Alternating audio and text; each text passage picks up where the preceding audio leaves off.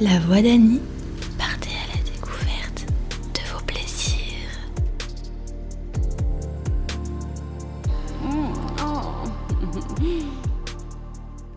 Bonjour les amoureux de la vie, merci d'être aussi nombreux à m'écouter, bientôt les 10 000 écoutes, j'en suis ravie. Voici maintenant l'aventure de la voix d'Annie qui prend une allure dont je n'aurais pas imaginé. Aujourd'hui, nous allons parler d'un sujet qui nous touche tous, plus ou moins, la dépendance affective. Alors, quand la dépendance affective devient un sport extrême, eh bien, il faut commencer à s'inquiéter. Installe-toi confortablement, respire et surtout rassure-toi. Si tu es ici, ce n'est pas par hasard.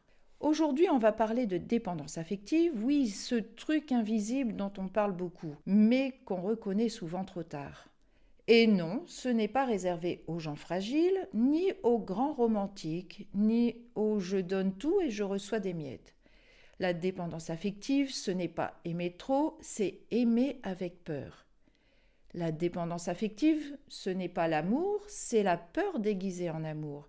C'est quand l'autre devient ton anxiolytique émotionnel, ton GPS existentiel, ton baromètre de valeur personnelle. Autrement dit, si tu m'aimes, je vais bien, si tu t'éloignes, je m'effondre.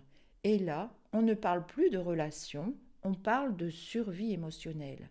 La dépendance affective, c'est quand un silence devient un drame en 3 actes et un bonne nuit un peu sec te pousse à relire toute la conversation depuis toutes ces années que vous êtes ensemble. À quel moment ça se construit ? La dépendance affective ne commence pas dans la relation amoureuse, elle commence bien avant. Souvent dans l'enfance, là où l'amour a été instable, imprévisible ou trop fusionnel. L'enfant apprend alors quelque chose de fondamental. Pour être aimé, je dois m'adapter. Alors plus tard, l'adulte fait passer l'autre avant lui, confond attachement et amour, a peur d'être quitté s'il s'affirme. Et ce n'est pas un manque d'intelligence émotionnelle, loin de là. On peut être brillant, très conscient et pourtant très dépendant. Parce que le corps, lui, n'a pas oublié. La dépendance affective crée des relations intenses, passionnelles, électriques, mais épuisantes. On y retrouve la peur constante de perdre l'autre, le besoin d'être rassuré, la difficulté à dire non, la tolérance à l'inacceptable.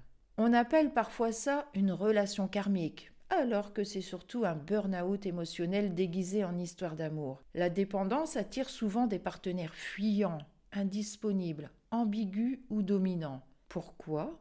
Parce que l'inconscient, lui, cherche ce qu'il connaît, pas ce qui est sain. Mais la bonne nouvelle, on peut sortir de la dépendance affective. Moins bonne nouvelle, pas juste avec de la volonté. S'en sortir, c'est apprendre à se sécuriser soi-même, reconnaître ses peurs, poser ses limites sans culpabiliser, différencier amour et attachement. Et ça s'apprend. C'est exactement pour ça que j'ai créé des outils comme mon jeu de cartes Découverte intime.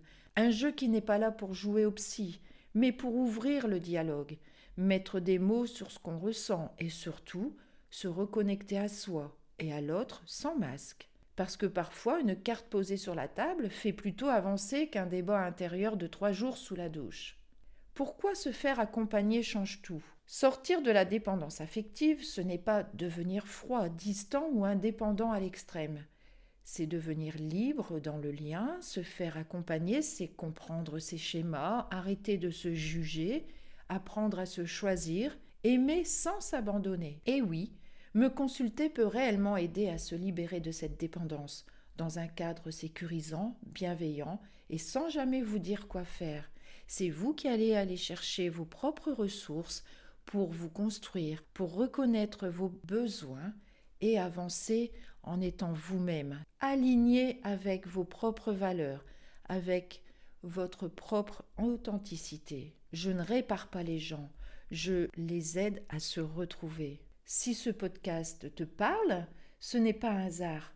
Je t'invite à t'abonner à ma page, partager cet épisode, venir me rencontrer en consultation au cabinet où je fais encore des visioconférences. Tu peux également découvrir mon jeu Découverte intime sur Amazon ou directement venir le chercher au cabinet. Parce que l'amour ne devrait jamais être une lutte, ni une angoisse, ni un effort permanent pour mériter une place. Aimer, oui, se perdre, non. À très vite les amoureux de la vie et surtout, aimez-vous, soyez vous-même et reconnaître que vous êtes dépendant affectif, c'est déjà le premier pas vers le changement.